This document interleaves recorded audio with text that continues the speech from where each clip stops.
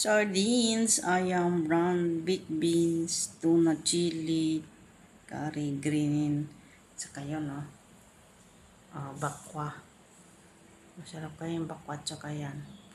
Pork floss. Mahal sa Pilipinas yung pork floss. Try ko ng nag-order. Liit lang. Para sa, yan, pork floss. Tinapay o lugaw. Ayan, dami na namang in-order ni Amo sa kagabi dumating pala. Buti na lang. Nasalansan ka sa rep, kaso hindi masyadong nasalansan kasi gabi na. Basta maikip lang yung masisira. But shout out po. Welcome to my channel. Founder The Addicts. Suportahan niyo po tong channel na to.